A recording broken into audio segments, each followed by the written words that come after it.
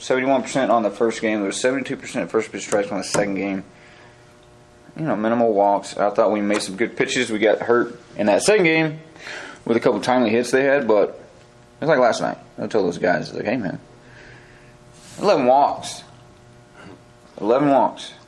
Anybody can look at that and be like, what are they doing? But one of the things we keep talking about is that none of these guys, don't give in. Never give in.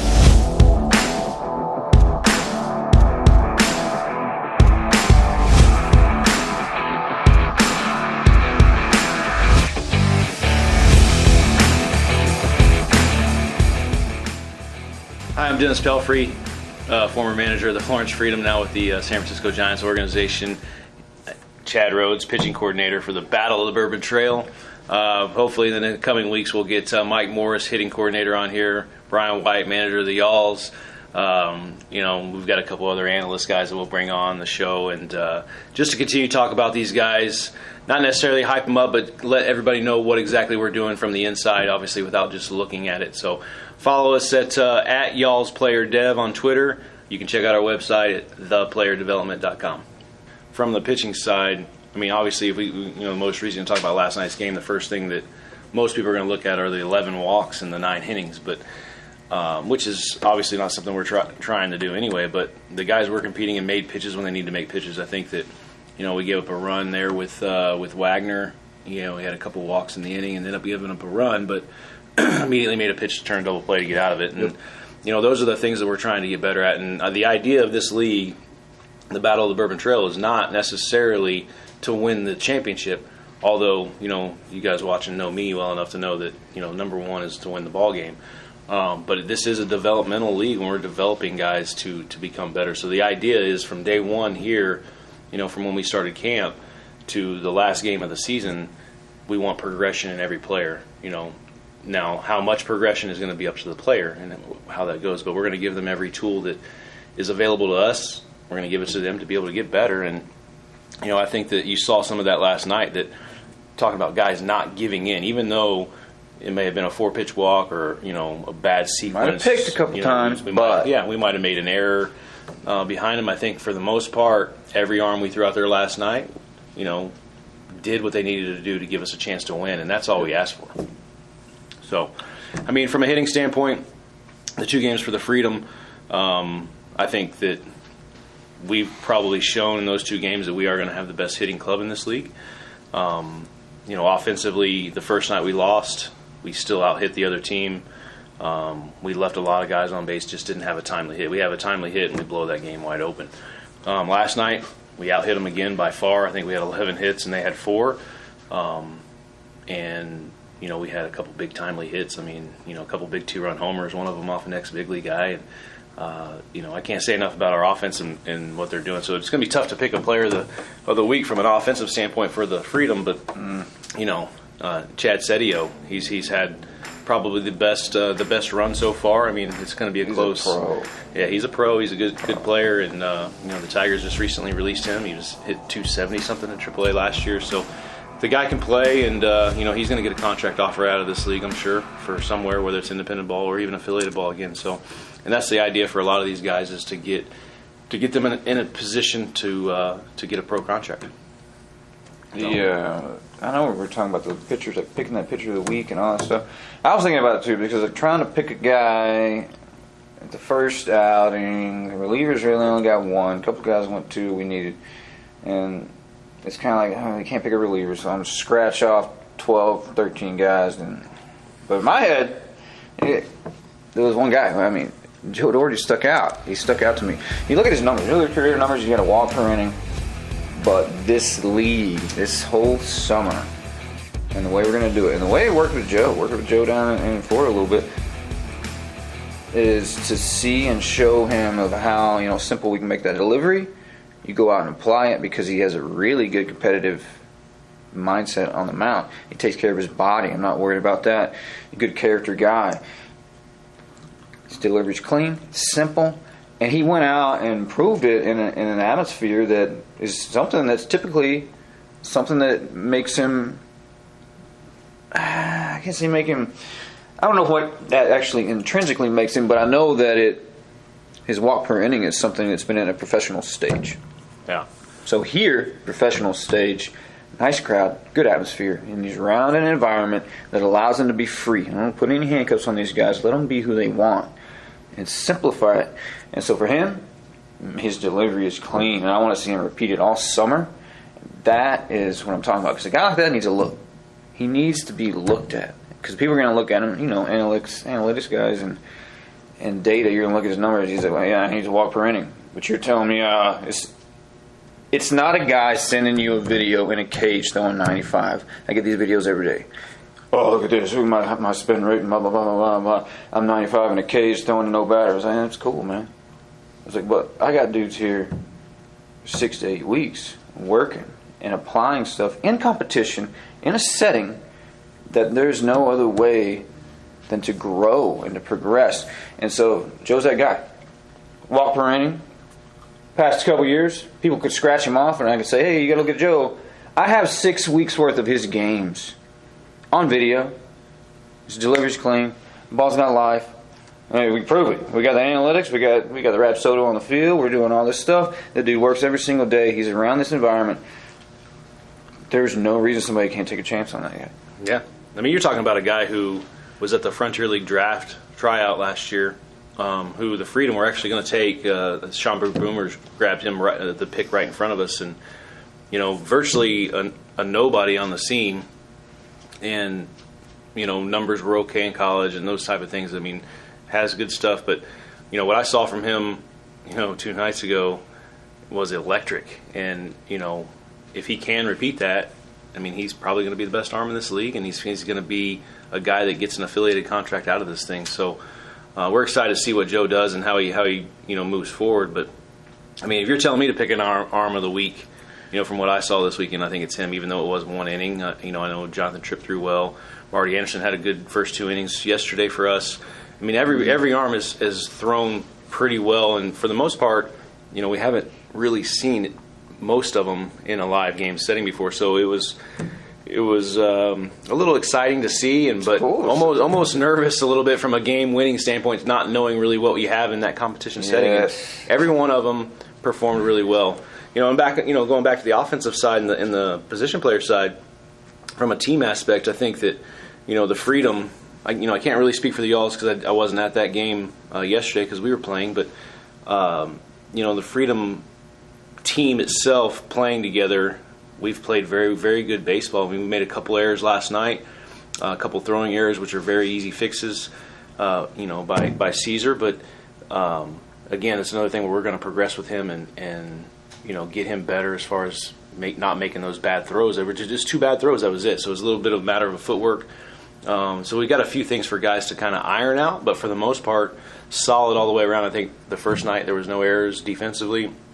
Very clean game from us, other than just not having a timely hit. So, I would look, not that the Y'alls aren't any good, but I would look for the Freedom to continue to do that and obviously get better, which is we're going to be a tough team to beat overall. It's going to be hard to keep up with throughout the summer because I think the pace they're going to play at and the tone that we set. Look, you can be out of the game for a little bit. You can be out and you can keep up for a short amount of time. It's not about a short amount of time. This is about the whole summer. It's just about getting better, progressing. You're going to see the same hitters. You're going to see the same arms. You're going to see the same. Are you going to evolve? Are you going to adapt? Are you going to start picking guys apart? Are you going to give in and keep doing the same thing with more effort? It's kind of up to them. So it's going to be cool because we keep doing things crisp, and we're going to get better. We're going to get sharper. We're going to get stronger. It's going to be awesome. I mean, people don't talk about the pulling the pitching. I heard a couple guys say stuff about pulling the pitching. It's like, man, we're a unit. We are here at this one place. We got 28 now, something like that, yeah, somewhere around there. 28 dudes. It's about health, man. It's about health and progression. You want to get better, you got to stay healthy. You want to stay healthy, and you want to be able to pitch more. You got to limit the amount of pitches you throw per inning. In order to limit the amount of pitches you want to throw per inning, you need to learn how to pitch. So we're teaching guys how to pitch and teaching them how to be healthy, teaching them how to take care of their arms. And so we're always going to get, these guys are getting the proper amount of rest. We're going to pull the pitching because we're going to pitch who's available. And ain't picking and choosing, oh, this guy's ready, oh, he's the best guy, let's send him here. No. There ain't no best guy to me, man. We're all here. We're in the same spot. Is there going to be situations that we're going to put certain guys in than others? Yes, because there's certain stuff that matches up to be more successful in spots than other spots in the game. So we're going to put guys in the spots they need to be in, and we're going to use guys' tool sets that they have to make them more successful. And we're always going to pitch them healthy and clean and safe. We'll limit their innings, limit their pitches. It's going to be awesome. And I'm looking forward to it because the pitching staff, by the time this is over, we got Carl Craig's here. He threw the ball really well last year. I'm expecting him to do the same thing this summer. There's no reason why he shouldn't get a look. Tripp is very unique. He's hard to hit. He's got a controlled drift, left-handed delivery from the right side. He knows what he's doing. There's a little much too much going on up here for me. I want to strip that away from him, make it simple. It's like, hey, baby, this is you. You want to go? This is you. So I like watching these guys, like you said. Like the first time I seen them live, I could sit back and watch. It's kind of like when in the short season. Hands off for 30 days. I ain't saying hands off for 30 days, but I want to be hands off for the first week because, hey, I don't know who you are, bro. Like, I want to see you. You show me. And then I'll tell you whether you're doing what you need to do. That's you. So it's cool to get back and see these guys, especially when you throw them under the lights and under the fire. I get to sit back and it's like, oh, see how he reacts. Nathan Gilman last night. We threw him in the fire, baby. He threw him in a leverage situation. Never seen the dude pitch. I saw him throw a 10-pitch bullpen out there. That was it, period. Every pitcher was going to pitch this weekend. He's the last one, other than Mitch. But Mitch was going to pitch that extra if they chose us. So Nate was the last one. I was like, hey, baby, keep it close. Yeah. Here's the ball. So let's go see what you got. So we got to see some stuff, and we're going to work on some things with everybody. But we're going to work on that as an individual, what that specific person needs to work on. And so it's going to be awesome, man. It's going to be an awesome summer because there's not pushing guys out there and rushing them, trying to be a heroes, and you got to win this game, man. Health and the guy's career long run is way more important to us than this one little game today. Yeah, I think that, we talk about pooling the pitchers, and, some people don't like it, and I've never seen it done before. I've tried to get that implemented in like the California Winter League and some of these winter leagues because they are showcase leagues, which is what we're intending here with a little bit of competition. So it's a little bit of a mix, but yeah, you're exactly right. Guys are going to get the right amount of work. Not too much, not too little. They're going to have basically a set schedule when they're throwing. It doesn't matter which team they're throwing for. And at the end of the day, at the end of this thing, when we do the 3-game championship series of All-Stars, the best arms are going to throw in those last 3 games. So I mean, it's like it's tough to sell for people on the outside looking in, but the guys that are in it and understand what we're trying to accomplish, I mean, dudes are locked in. They're locked in. There's nothing better in the country other than Major League Baseball right now, which is not even 15 games a night. You got maybe the American Association that's up there, but this thing right here, I mean, you're talking under 20 games a night that are meaningful in the country. We're one of those games, and which is special and which is exciting, and we're doing it different than anybody else. Obviously, with the extra inning rule last night coming into play, that I got implemented in this thing, and it's we were a part of baseball history, and first time ever a team walked off on the road, which is but incredible. I don't think people understand what the rule is. Last night was a little confusion. So the rule itself, cut and dry. He came up with this last year, took it to the Frontier League meeting. Yeah, they didn't want to adopt it. I think in the next 3 years you're going to see this in the big leagues. But it's a sudden death baseball, and basically the reason I created it is one, to save arms, because I've managed in the Frontier League for 5 years. I was a hitting coach in Gary, Indiana, in the Independent League, American Association for the 4 previous years in that, and I see this all the time. Whether people will admit it or not, but the phantom DL stuff. Let's say you go out and you play 15 innings, the night before, and you're out of arms for the next day. You're going to DL a guy and bring in an arm, whether he's any good or not, but just to have the bodies. And I think you risk throwing guys 2 or 3 innings opposed to one, the closer sometimes, and you're risking injury, over career, which is what we're staying away from here. But basically, you have 1/2 inning, and the defense can win you a game. So a lot of things come into play. It's a lot more detailed than people realize. Is that your defense, so your roster, the way your team's set up, could actually win a game for you, which is unheard of. It's like, in football, your defense can win championships and things like that. And they say it in baseball a little bit, but you have to score runs to win typically. But in this scenario, you don't. You could shut a team down and win. The excitement is created because there is an actual ending. There's no clock, but there's an ending to the game. So fans in the stands aren't going to sit there and think, oh, man, we're going to go 18 innings here. Let's pack up the family and go home. Umpires aren't going to get tired because it's the 16th and start expanding the zone so one team wins. Not that that's done on purpose or anything like that, but it happens because it's tired and you don't know when the ending's happening. But in this scenario, it's a half inning, 3 outs, or a run score, and the ball game is over. So, and we added a little wrinkle just throwing the runner at first base opposed to second because, in my opinion, what I've seen in independent baseball with the California tiebreaker rule, or whatever the rule is called now, I don't know, they keep changing the name of it, but it's being used in the big leagues now too, is putting a runner on second base to make the game go faster, and it doesn't work. And I think Brody's seen it, you've seen it. One team scores, the other team bunts a guy over and scores, and and then one team scores 3 and this team scores 3. So it creates more offense, I think, which is the wrong approach for baseball and what we're trying to accomplish, keeping arms healthy. So like I said, it happened last night for us. We had a guy on first base, and we ended up scoring a run, and we walked off on the road. And the buzz in our dugout before it happened, the buzz in their dugout, the energy, you could feel it from both sides. And then obviously in the stadium, you could feel the energy. And I think it's exactly what we're trying to create for baseball, some excitement there at the end, because there's going to be an ending and it's going to be exciting. And, I couldn't be more happy with how it turned out last night, obviously, because we got the win. But even if we got the loss, I think the Lexington team has to be ecstatic about it too, being a part of that baseball history. I mean, it was incredible. One of those games. What hitters in some of those games? And I'll talk about some of those pitchers in some of those games, because I do want to hit on a couple of those outings that some guys that do need a little love. Let's look at that first game. We used a lot of guys. Nick Floyd, there's a guy coming from Geary. He signed with Taggart. I liked him. Ball State guy. He's clean. Short stroke. He's on top. Driving the ball. He's going to move it around. 89, 91. Hitting all his spots. Got a little curveball right here. Let's get some guys that are going to be fun to watch, that are young, that are like, hey, I want to see what this guy does by the end of the summer.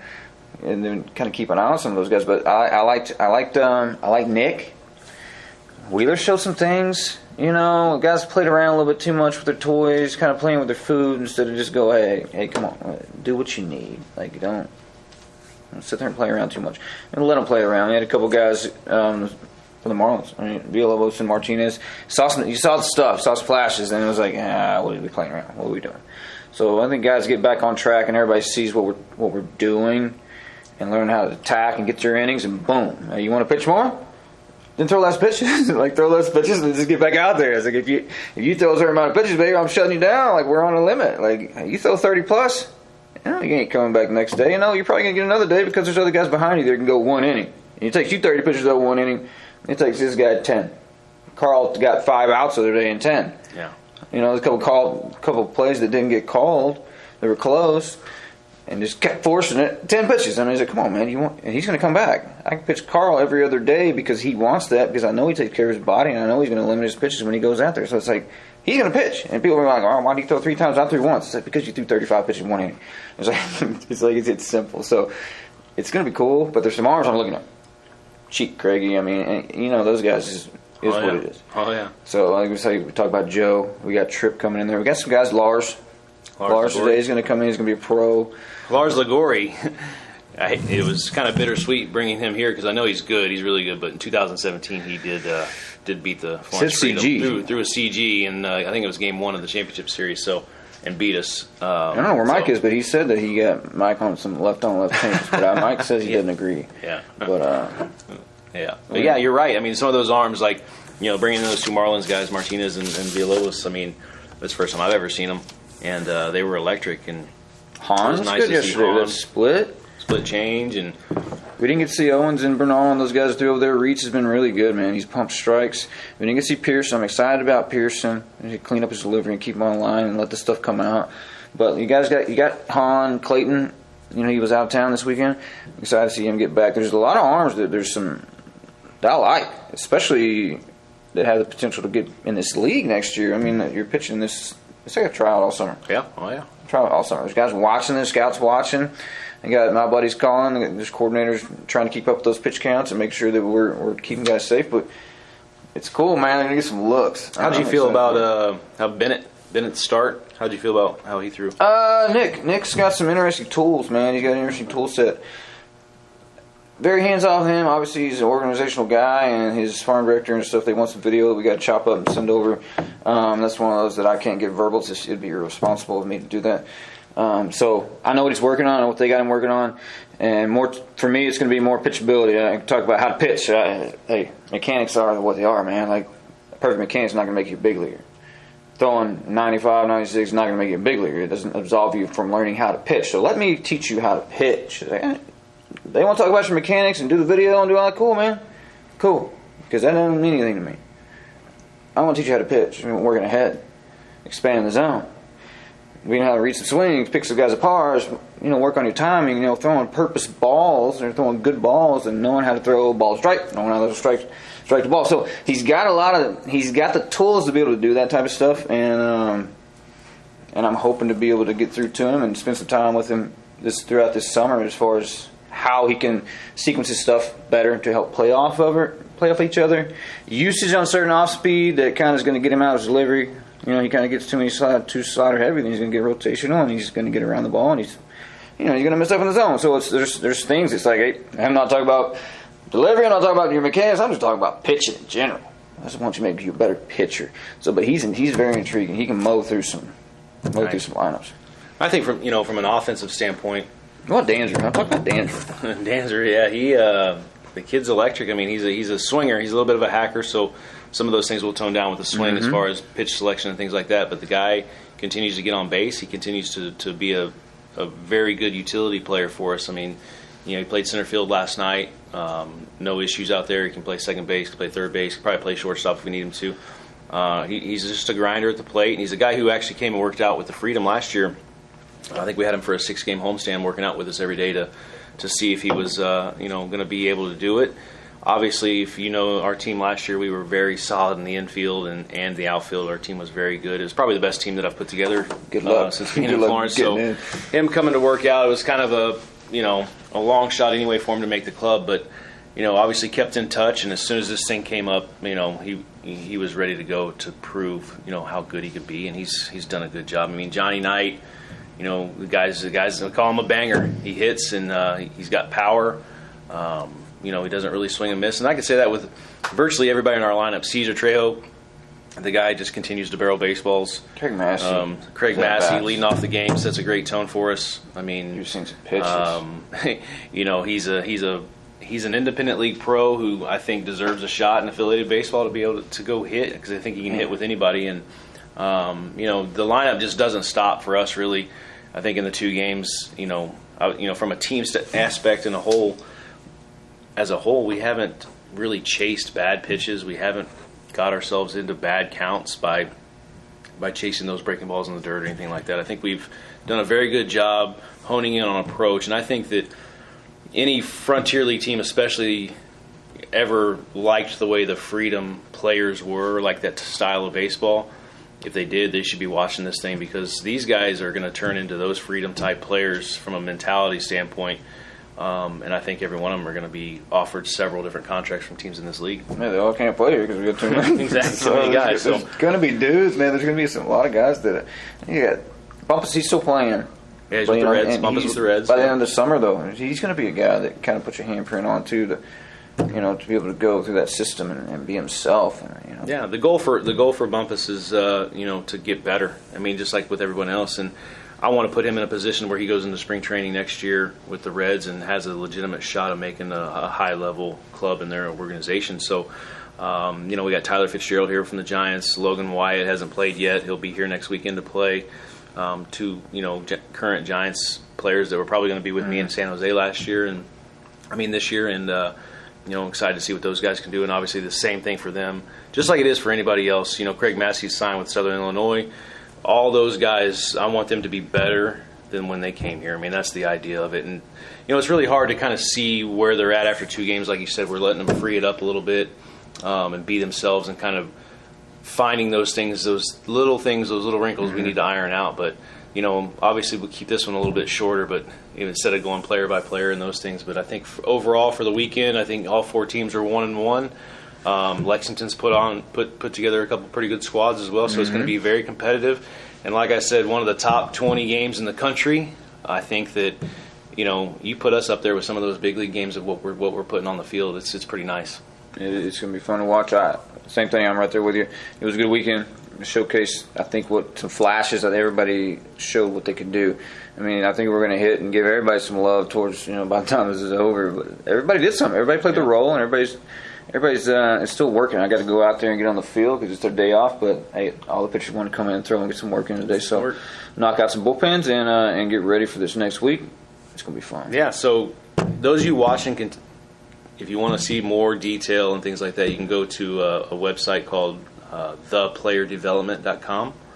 We created that for this league. Got everything on there. Everything's on there, schedule, game reports. You can look at individual development, player plans, all of that stuff. So a lot of information that you're not going to get anywhere else. I mean, a lot of people talk about Baseball Reference, which is a great place, but this has a lot more information for you about each individual player. Has our schedule, what we're doing each day.